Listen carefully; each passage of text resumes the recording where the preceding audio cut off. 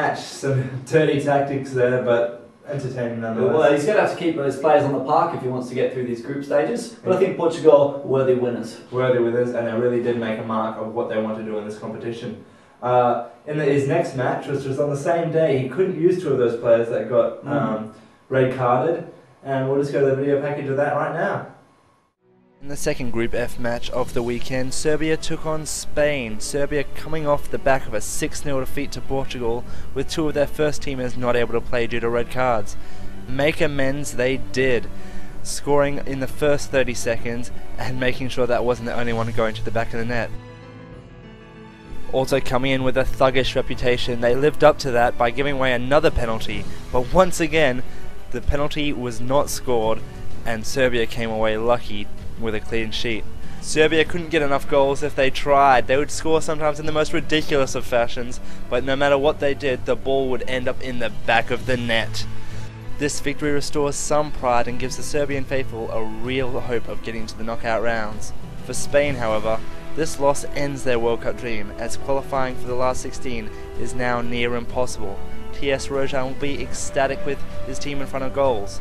The end score, Serbia 8, Spain 0. Okay, yeah, obviously Slovenia didn't suffer too much with their two red-carded players. They've run away quite convincingly. You know, it was a good performance to back up their horrid opening game. It gives the fans some hope, and certainly their goal difference a bit of a boost, and it also does help them in the Golden Boot stakes, because that's what he was aiming for. That's when I talked to him. Have a look at the table right now. Portugal sitting on top with 3 points after the one game. Serbia obviously played that extra game against Spain. But they're still behind. They're still behind on goal difference. It just shows what a romping Portugal gave them. That Serbia's had 2 matches and they've had an 8-0 win, but they're still behind on goal difference. Spain have to win their next game if they want any hope of going anywhere further in this tournament. I just can't see it happening. Neither can I, especially once they come against Portugal, who decimated a human player 6-0.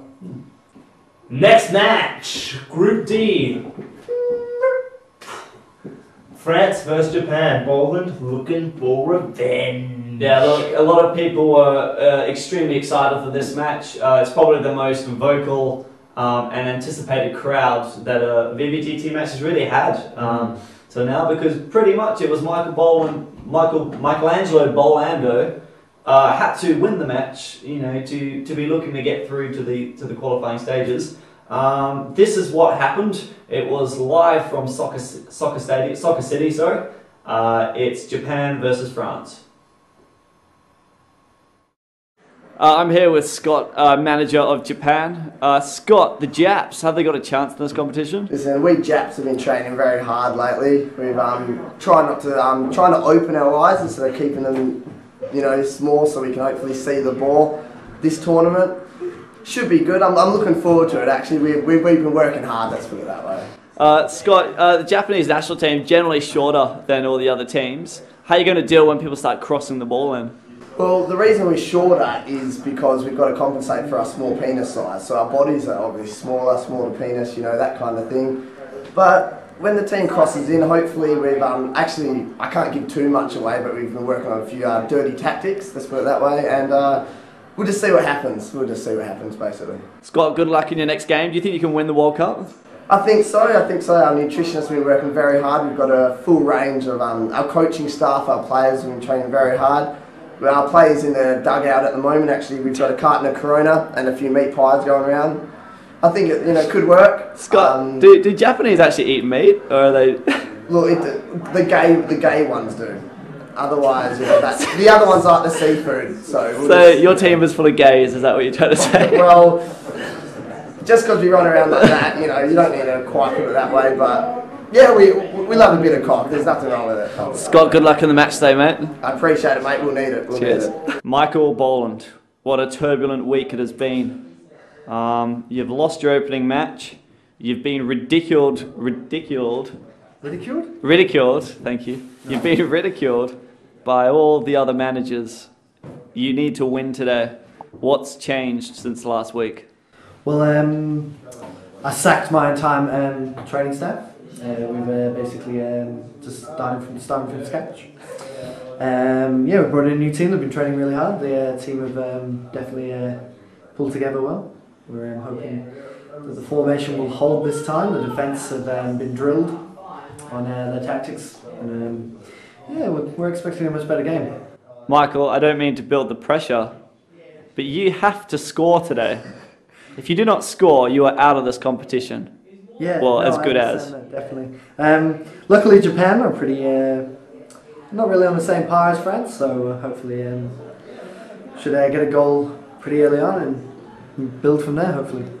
Michael, if you lose today, will this be the end of your FIFA managerial career with France? I think so. Yes. The heads back in France have definitely expressed their concerns in the early stages after the game last week. If Japan come out and play dirty football against you and they start tackling you, will this ruin the essence of football? You know, the essence of football was ruined last week, and I don't think it's ever going to return. It's a real shame. Michael, good luck today. All eyes will be on you. Thanks, buddy. Good luck.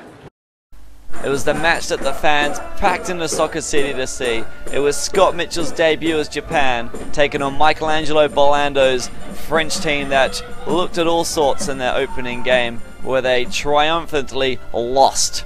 Their tactics were basically the same as their opening game, and it almost came to fruition as they hit the post in the early stages of the match. France didn't give up though, as they continued their attacking threat, and before long it was goal, goal, goal. France take the lead, and the pressure really was off Michaelangelo Bolando, and the crowd at Soccer City, well, they were silenced from this, and it didn't take long with goal, goal, goal, goal. It was 2-0. Coach Scott Mitchell tried to plug up the overflowing dam of goals, and did it work? Oh hell no.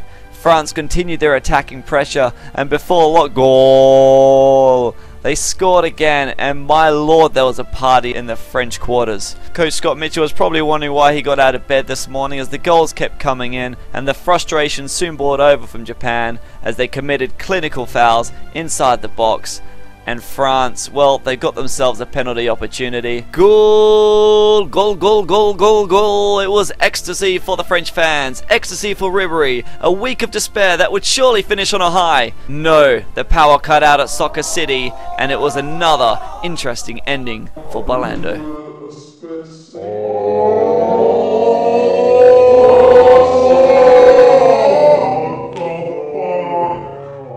Michaelangelo Bolando, you've won the game there 5-1. Wait a minute, wasn't the score 6-0? I'm pretty sure. I thought they shook hands on the score being 5-1. No, it was 6-0.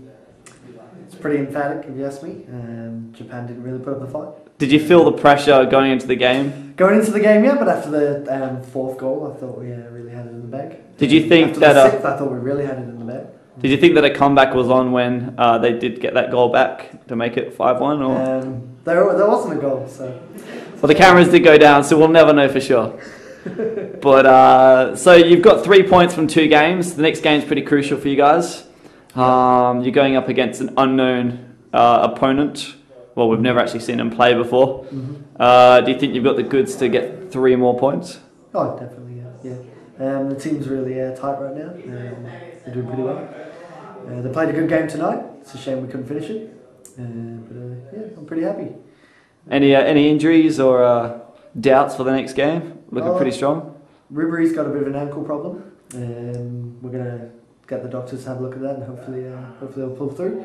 And we'll be ready for the next game because he's pretty crucial to the team. What are you going to do about your defence? I mean, you have let that goal in, so there is the defence is a bit loose. Good luck for the tournament. Thanks.